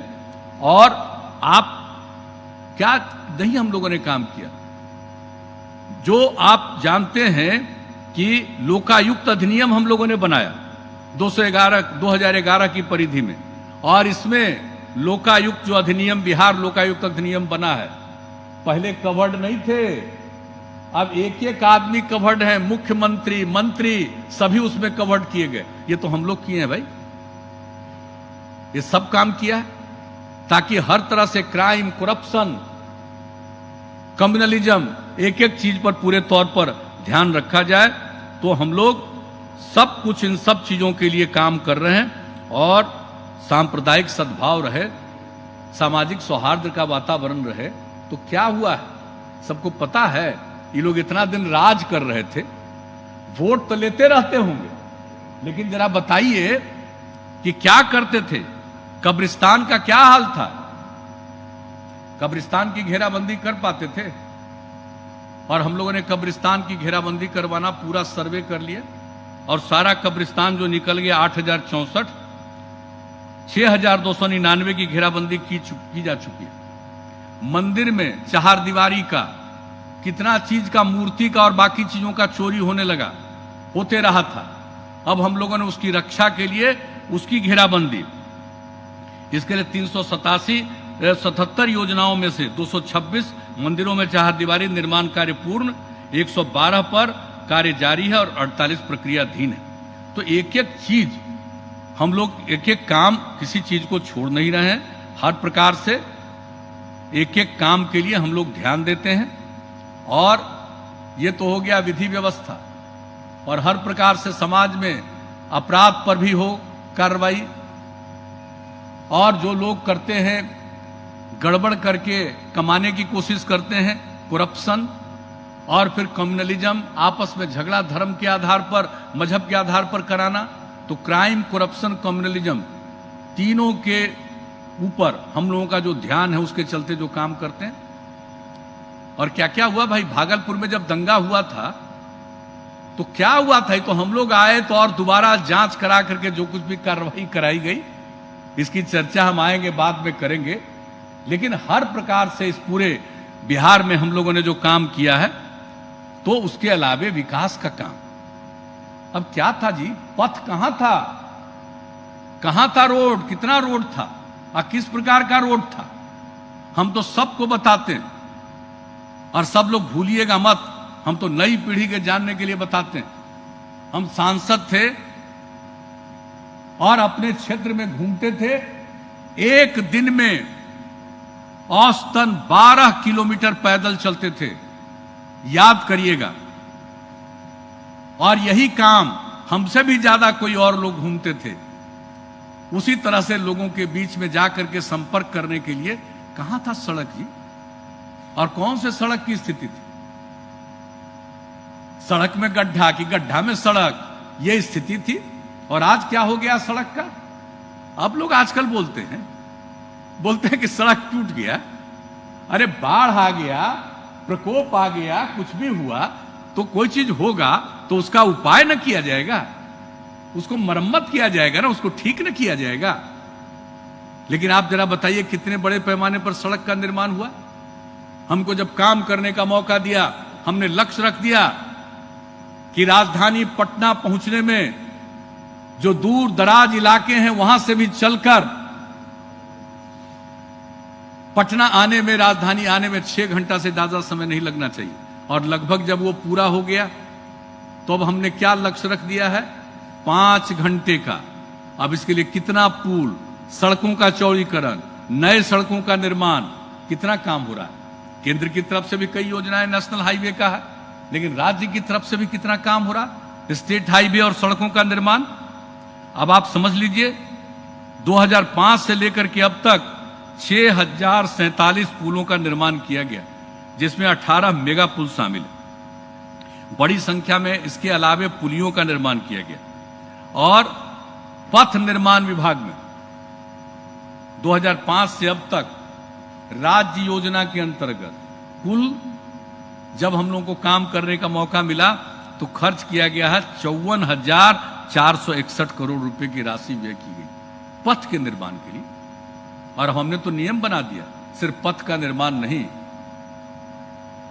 उसका अनुरक्षण, मेंटेनेंस नियमित रूप से होना चाहिए। और अब तो उसको लोक शिकायत अधिकार कानून में भी डाल दिया है कि अगर कहीं पर कोई सड़क है, उसका अगर कोई मरम्मत नहीं करेगा, कोई शिकायत करेगा, उसको तो ठीक किया ही जाएगा। इसके लिए जो जिम्मेवारी है उस पर भी कार्रवाई होगी। तो हम लोग एक एक चीज कर रहे हैं। उस तरह से पुल के मरम्मत के लिए, हर चीज के लिए नियम बनाना, मार्गदर्शन देना, उसके लिए संसाधन का प्रबंध करना, ये सब काम हम लोग कर रहे हैं। लेकिन पहले क्या था भाई? अब उसकी स्थिति जान लीजिए, पहले की स्थिति और आज की स्थिति।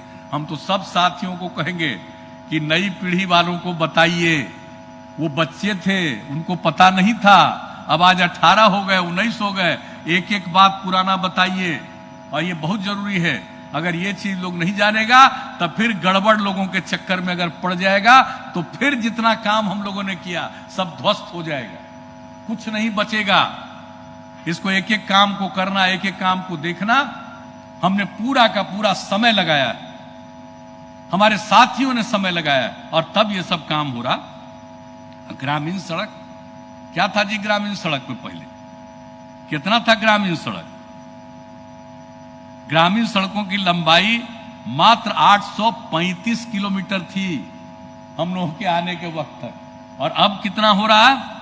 अब जान लीजिए 2005 से अब तक 96,500 किलोमीटर सड़कों का निर्माण पूर्ण किया गया, जिसमें प्रधानमंत्री ग्राम सड़क योजना के अंतर्गत 52,480 किलोमीटर, मुख्यमंत्री ग्राम सड़क योजना के अंतर्गत 6,795 किलोमीटर, मुख्यमंत्री ग्राम संपर्क योजना के अंतर्गत 33,399 किलोमीटर, ग्रामीण टोला संपर्क योजना के निश्चय योजना के अंतर्गत 3,826 किलोमीटर और इसके अलावे 18,838 किलोमीटर सभी प्रकार की ग्रामीण सड़कों पर काम जारी।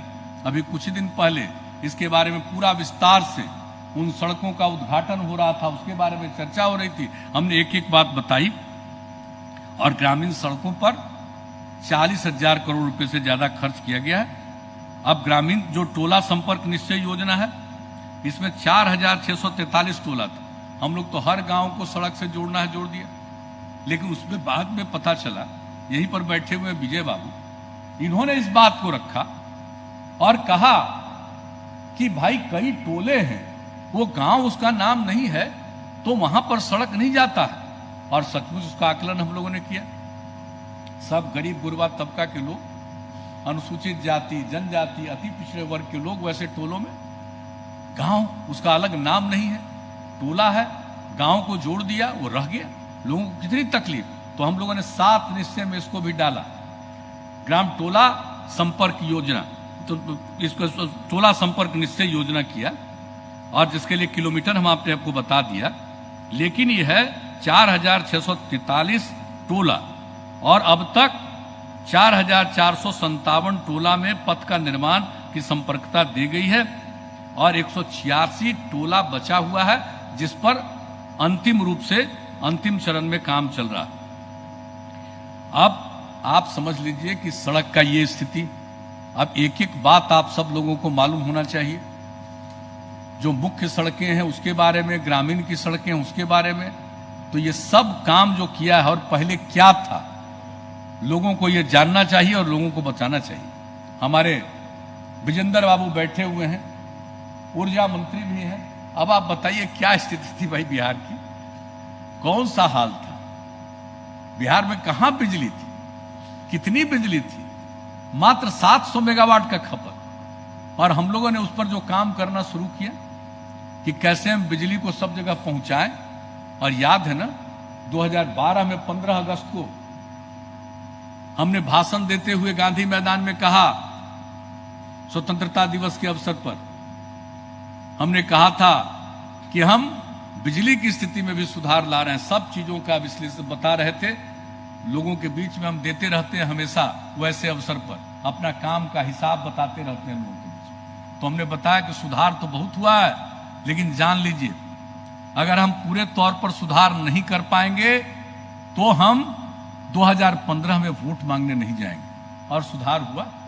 और 2015 के लिए जो 7 निश्चय हमने घोषित किया, उसमें क्या कहा, हर घर बिजली का कनेक्शन देंगे। और ये बिहार यूनिक राज्य बना, हर घर बिजली का कनेक्शन देने का हम लोगों ने निर्णय लिया। और आपको मालूम है लक्ष्य हम लोगों ने रखा था 2018 का 31 दिसंबर तक। और मैं विजेंद्र बाबू को और इनके सभी डिपार्टमेंट को, सबको मैं बधाई देता हूं। ये काम इन लोगों ने 2 महीना 5 दिन पहले पूरा कर दिया। 25 अक्टूबर को पूरा हो गया और हर घर को जोड़ दिया गया। अब उसके बाद और भी जितने लोग घर बनते हैं, आते हैं, सबको मिल रहा और लोगों को भी मिल रहा। तो इस तरह से हर घर को बिजली का जो हम लोगों ने रुका, अभी घर में बिजली आ गया, तब ललटेन का जरूरत नहीं ना है जी। अब बिजली तक घर घर में पहुंच गया। अब पहले लोग ललटेन और ढिबरी यही सब पर न रहता था, अब आजकल सबके घर में बिजली पहुंच गया। तो उसका समय ही खत्म हो गया, अब किसी को आवश्यकता ही नहीं रही है। तो एक एक काम हम लोगों ने कर दिया है। सब लोगों को, इच्छुक परिवारों को तो बिजली का कनेक्शन दे दिया, लेकिन जिस दिन हर घर बिजली का कनेक्शन का काम पूरा हुआ, उस दिन जो ये कार्यक्रम था, उसी दिन मैंने ऊर्जा विभाग को कहा कि भाई अब इसके बाद एक लक्ष्य रखना चाहिए कि हमारे जितने जर्जर तार हैं उनको बदल देना चाहिए। और मुझे खुशी है 2019 तक का लक्ष्य रखा गया था और सब जर्जर तार बदल दिया गया, एक एक जर्जर तार बदल गया।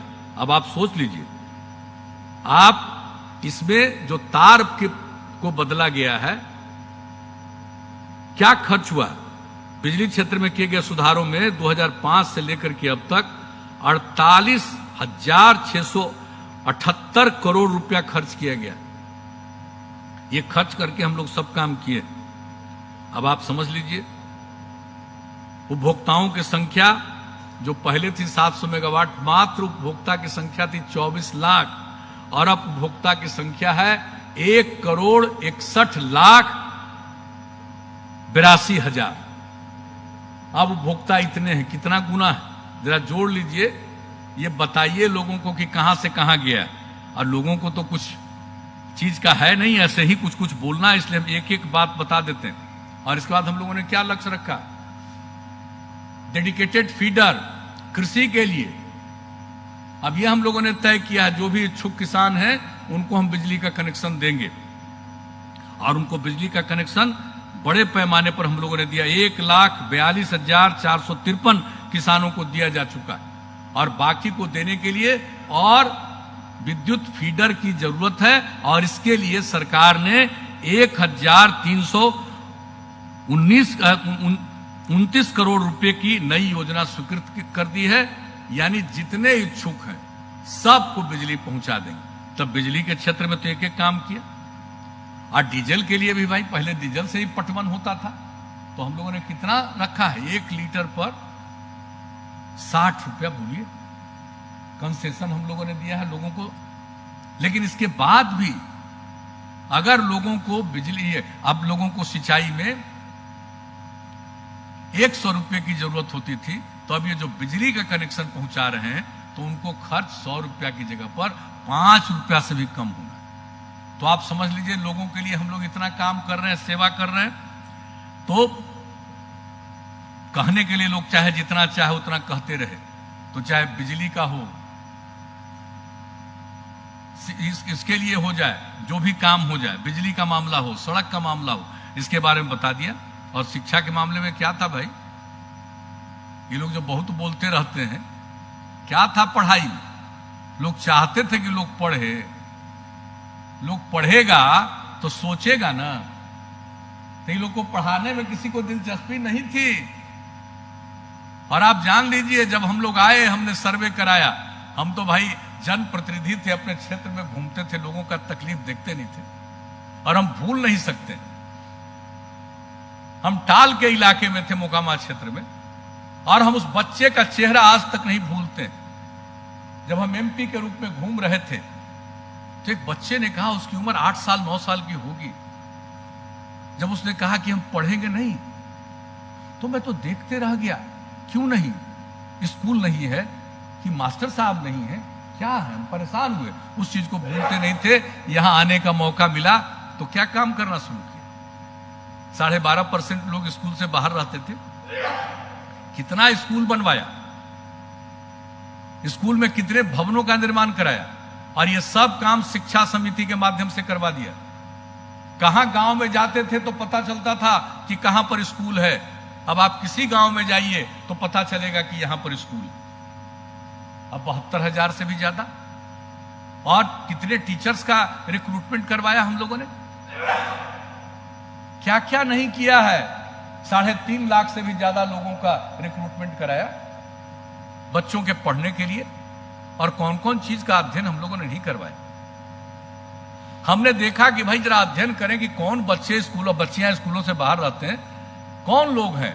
जब अध्ययन कराया तो पता चला कि सबसे ज्यादा महादलित है या अल्पसंख्यक समुदाय के लोग हैं। तो टोला सेवक और तालीमी मरकज स्वयं सेवक के माध्यम से जो बच्चे और बच्चियां स्कूल नहीं जा पाते थे, उनको पढ़ा करके आगे वाले स्कूल में भेजने का सिलसिला शुरू किया। कितनी बड़ी संख्या में लोगों को इस काम के लिए लगाया, 30,000 के करीब। कितने तरह से काम करके हमने लोगों को स्कूल पहुंचाने की कोशिश की। और लोग कुछ भी बोलते हैं, ये भूलने वाली बात है। जिस तरह से काम किया गया, स्कूलों को का निर्माण किया गया, स्कूल में पढ़ाने का प्रबंध किया गया, जो बाहर थे, और हमने उस समय आकलन किया। 5वें क्लास के बाद तो लोग अपनी बेटियों को स्कूल भेजना बंद करते थे, क्योंकि 6ठा में जाने पर बच्ची के लिए कपड़ा ठीक ठाक चाहिए, देने की स्थिति में माता पिता नहीं रहते। हमने पोशाक योजना 7 में शुरू करवाई, और उसके बाद कैसा दृश्य उपस्थित हुआ। लड़कियां कितनी संख्या में जाने लगी मिडिल स्कूल। फिर जब हमको लगा कि सिर्फ हम मिडिल स्कूल तक पढ़ाएंगे, हमने हाई स्कूल का अध्ययन किया। पूरे बिहार में 9वें क्लास में अपने बिहार में लड़कियों की संख्या मात्र 1,70,000 से भी कम। और हमने उसी समय सोचा कि लड़की के लिए साइकिल योजना शुरू करेंगे। कहां लड़की साइकिल चलाती थी, पटना में और शहर में भी नहीं चलाती थी। और गांव गांव में लड़कियां जब साइकिल चलाकर स्कूल जाने लगी, क्या दृश्य हुआ, कितना मनोबल ऊंचा हुआ। कुछ लोग उस समय मेरी आलोचना करते थे कि अब गड़बड़ होगा। हमने कहा कुछ नहीं होगा, हर परिवार के लड़की को मिल रहा है। क्या दृश्य आया, कैसा सुंदर दृश्य आया। कितना लोगों में आत्मबल पैदा हुआ, मनोबल ऊंचा हुआ। और ये जब शुरू हो गया तो लड़कियों की संख्या हाई स्कूल में भी बढ़ने लगी। और उसके बाद जान लीजिए, जब लड़कियां स्कूल जाने लगी साइकिल पर, तो उसके बाद हम तो घूमते ही रहते हैं पूरे बिहार में। तो कई जगह हमको जब लड़के थे तो कहते थे कि अंकल कुछ हम लोगों पर भी ध्यान दीजिए। तो 10 से हमने लड़कों के लिए भी साइकिल योजना की शुरुआत करा दी। और आज आप समझ लीजिए, जो लड़की की संख्या उतनी कम रहती थी, आज इस बार जो मैट्रिक की परीक्षा हुई है, लड़की की संख्या थोड़ा लड़कों से भी ज्यादा हो गई। अब आप बताइए, इतना ज्यादा विकास, इतना ज्यादा काम। लड़कियों की शिक्षा, एक एक चीज सब पढ़ने का, तो हर तरह से हम लोगों ने किया है। और इसके बाद आप जान लीजिए, जो हम लोग काम करते रहते हैं, ये जो आप जान रहे हैं बिहार का प्रजनन दर कितना ज्यादा था। जब हम लोगों को काम करने का मौका मिला, यहाँ का प्रजनन दर था, पति पत्नी के बीच में जो बच्चे पैदा होते हैं, प्रजनन दर 4.3, अब तो घट के हो गया 3.2 हम लोगों के कार्यकाल में।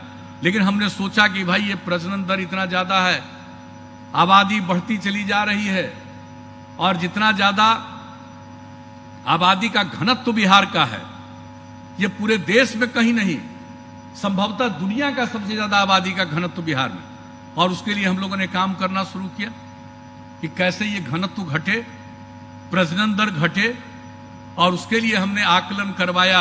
और उस समय पता चला कि अगर पूरे देश में पति पत्नी में अगर पत्नी मैट्रिक पास है तो प्रजनन दर देश का औसत 2 है, और बिहार में भी अगर पति पत्नी में पत्नी मैट्रिक पास है तो प्रजनन दर 2 है। और पति पत्नी में पत्नी अगर इंटर पास है, 12वीं कक्षा पास है, तो पूरे देश का औसत में था उस परिवार का प्रजनन दर 1.7, और बिहार में अगर पति पत्नी में पत्नी इंटर पास है तो उसका प्रजनन दर निकला 1.6। तो मेरे मन में यूरेका की भावना आई, और उसी समय हमने सोच लिया कि हम पूरे अपने राज्य में हर लड़की को इंटर तक पढ़ाएंगे, 12वीं तक पढ़ाएंगे। और हमने उसी समय तय किया कि हमारे जितने ग्राम पंचायत हैं, हर ग्राम पंचायत में उच्च माध्यमिक विद्यालय, और उच्च माध्यमिक विद्यालय की स्थापना उससे अब इसी का नतीजा देख रहे हैं। अभी तो उच्च माध्यमिक विद्यालय जो बचा हुआ था, उन जगहों पर करीब से 1304 पंचायत जो बच गया था, वहां पर 9वीं की पढ़ाई शुरू करने का 1 अप्रैल से प्रबंध हो गया था, लेकिन कोरोना के चलते इंतजाम हो गया अभी नहीं, और धीरे धीरे वहां भी पूरे तौर पर इसकी पढ़ाई हो जाएगी। तो हम लोगों ने शिक्षा के क्षेत्र में जो काम किया, भूल जाते हैं, ये भूलने वाली बात है। क्या स्थिति थी?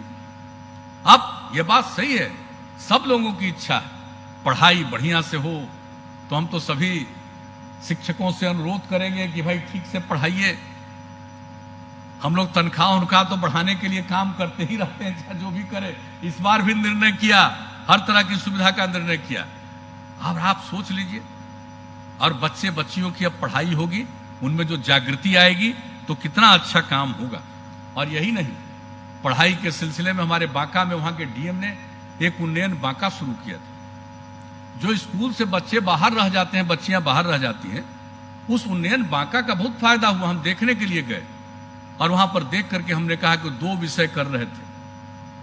हमने कहा सारे विषयों का करो, और जो काम वहां शुरू हुआ, हमने पूरे बिहार में कहा कि इस स्कीम को लागू कीजिए। अब उस स्कीम को लागू किया गया। अब तो इधर आ गया कोरोना का दौर, वो एक अलग बात है, ताकि लोग अधिक से अधिक संख्या में स्कूलों में जाएं, और बेहतर पढ़ाई, उसके माध्यम से वो बेहतर पढ़ाई शुरू हुई है। और ये 9वां 10वां में इसमें उसकी पढ़ाई शुरू हुई है। हमने तो कह दिया है कि 5 विषयों में स्मार्ट क्लास प्रारंभ किया जाए, और उसके अलावे हमने यह भी कहा है कि कुछ चीज समाज में बहुत गलत काम हो रहा है। ये पोर्न साइट पर जो गंदी चीजें दिखाई जाती, अपराध का, बलात्कार का, कई प्रकार की जो बुरी चीजें हैं, वो ऐसी चीजें पोर्न साइट पर जो दिखने को मिलती हैं, तो बच्चों को और जिसका जो दुष्प्रभाव होता है उससे जागृत करने के लिए 5 विषयों के अलावे इस पर भी हो। तो यह भी काम हमने शुरू किया है। अभी तो कोरोना वाला झंझट खत्म हो जाएगा, उसके बाद ये सब स्थिति सुधरेगी, सब स्थिति बेहतर आएगी। और जो कुछ भी है, जो हमने शिक्षकों के लिए कहा, हमने क्या नहीं किया है, ईपीएफ स्कीम का लाभ देना शुरू किया। इसके अलावा फिर हम लोग 1 जुलाई 2015 से वेतन बढ़ाने लगे हैं कई बार। अब इस बार तो आर्थिक स्थिति ठीक नहीं है, लेकिन अगली बार 1 अप्रैल 2021 से फिर उनका 15% की वृद्धि। तो कई तरह से हम लोग काम कर रहे हैं। और उच्च शिक्षा के लिए जो काम शुरू किया गया, तो उस शिक्षा का बताइए। 7 निश्चय में जो हम लोगों ने शुरू किया उस शिक्षा के लिए, जो ग्रॉस एनरोलमेंट रेशियो है, यानी उस शिक्षा में इंटर के बाद पढ़ने वालों की संख्या बिहार में प्रतिशत मात्र 13.9%, और देश का औसत है 24%। हमारा लक्ष्य है कि अब हम जो क्रॉस एनरोलमेंट रेशियो है उच्च शिक्षा में पढ़ने का, उसको बढ़ा करके 30% तक करेंगे। और इसी के लिए लोगों को प्रेरित, परिवार की गरीबी के कारण बहुत तरह की समस्याएं आती है, इसलिए हमने स्टूडेंट क्रेडिट कार्ड योजना की शुरुआत की। 4 लाख रुपए तक की सहायता, और वो तो आप देखिए एक नाम मात्र का है, जिसमें रखा हुआ है उस पर हम लोगों ने किया है। लेकिन एक बात जान लीजिए, ये हम लोगों का होगा, बच्चे पढ़ेंगे तो हम उन सबको माफ भी कर देंगे। सिर्फ इंटरेस्ट की बात नहीं, इंटरेस्ट तो बहुत कम कर दिया, 4%, लड़कियों के लिए 1%, लेकिन इसके अलावे जब जरूरत पड़ेगा, कोई देने की स्थिति में नहीं रहेगा, उसको माफ करेंगे। लेकिन हम तो सबसे कहते हैं कि स्टूडेंट क्रेडिट कार्ड योजना का लाभ लीजिए और आगे पढ़िए। इससे लाख से भी ज्यादा लोगों ने लाभ लिया। हर प्रकार से हम लोगों की सेवा कर रहे हैं, खिदमत कर रहे हैं। कौन सा ऐसा चीज नहीं, हम एक एक काम, और उसके बाद इंस्टीट्यूशंस कितना बनवाया। 7 निश्चय में जो हम लोगों ने तय कर दिया, हर जिले में इंजीनियरिंग कॉलेज, हर जिले में पॉलिटेक्निक संस्थान, ये जो हम लोगों ने तय कर दिया, महिला ITI, GNM स्कूल, तो 33 पैरामेडिकल और 5 फार्मेसी संस्थानों की स्थापना जिला स्तर पर, और सभी अनुमंडल में और सभी चिकित्सा महाविद्यालयों के साथ नर्सिंग कॉलेज खोलने का, और सभी अनुमंडल में ANM स्कूल और ITI की स्थापना। इस दिशा में कितना तेजी से काम, इंजीनियरिंग कॉलेज, पॉलिटेक्निक, निर्माण तो चल ही रहा, पढ़ाई शुरू, एक एक तरह से हम लोगों ने काम किया, किसी को बाहर जाने की जरूरत न पड़े। और यूनिवर्सिटी में आप बताइए कितने यूनिवर्सिटी का हम लोगों ने निर्माण करवाया है। आप जरा शिक्षा के क्षेत्र में जाइएगा तो और भी जो बिहार की पृष्ठभूमि है, वो कितनी बड़ी पृष्ठभूमि ऐतिहासिक। शिक्षा के बारे में नई पीढ़ी को भी जानना चाहिए, शिक्षा के बारे में ये मूल जगह है। नालंदा विश्वविद्यालय यही था, विक्रमशिला विश्वविद्यालय यही, ये मूल स्थल है। और हम लोगों ने जो काम करना शुरू किया है, एक एक चीज, नालंदा विश्वविद्यालय के सर्वाइवल के लिए कानून बनाया, केंद्र एग्री किया, उन्होंने कानून बनाया, अब चलना शुरू हो गया। राज्य सरकार ने उसके लिए सब स्थान दिया है, और जमीन तो उपलब्ध करीब 500 एकड़ के से थोड़ा कम किया ही, और उसमें सब बन रहा है, बिल्डिंग वगैरह। तो एक एक काम तो हम लोग यहां पर कर ही रहे हैं। विक्रमशिला में हम चाहते हैं कि राष्ट्रीय विश्वविद्यालय बने, तो इसके लिए हम लोग बराबर मांग करते रहते हैं, और उसके लिए जमीन आदि का भी जिला के स्तर पर हमने कहा वो हो गया। लेकिन जरा सा इन बातों को जानने के सिलसिले में अपनी ऐतिहासिक बातों को भी तो जानिए। कितनी बड़ी जगह है, ज्ञान की भूमि, निर्वाण की भूमि है। ज्ञान प्राप्त हुआ भगवान बुद्ध को, भगवान महावीर का जन्म यही, ज्ञान यही, मुक्ति